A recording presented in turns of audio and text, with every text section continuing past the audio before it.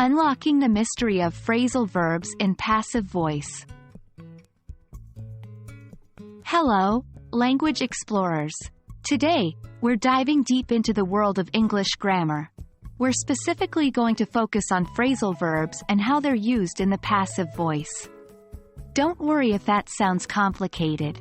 We'll break it all down for you, making it both fun and easy to understand. Before we go further, let's quickly refresh our memories about what phrasal verbs are. These are verbs that consist of a main verb combined with one or more particles, prepositions or adverbs, and together, they express a unique meaning. For example, give up means to surrender, look forward to means to anticipate, etc. It's important to note that the meaning of a phrasal verb may not directly relate to the individual words that make it up. Next up, let's discuss the passive voice.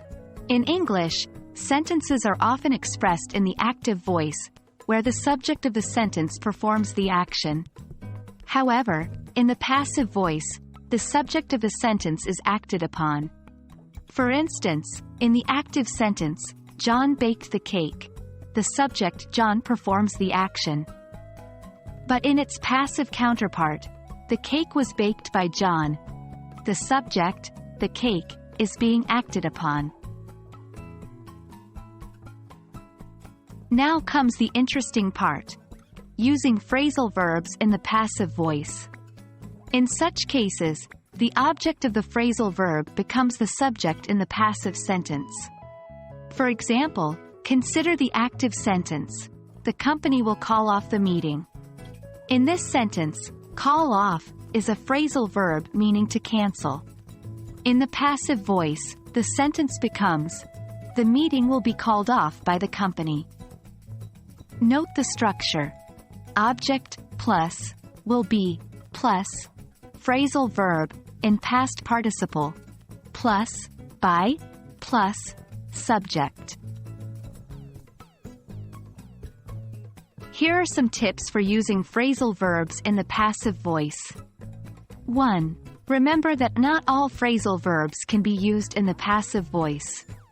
Only transitive phrasal verbs, those that take an object, can be used passively.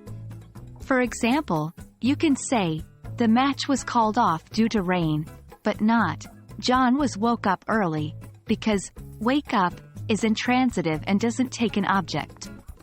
2. Keep in mind the tense of the sentence.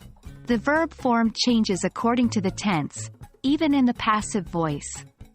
For example, present simple becomes is, are plus past participle.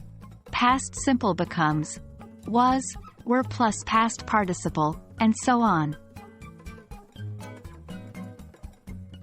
That's a wrap on our discussion about phrasal verbs in the passive voice. It may seem a little tricky at first, but with practice, you'll master this in no time. Remember, language learning is a journey, so enjoy every step of the way. Keep practicing, and see you in our next video.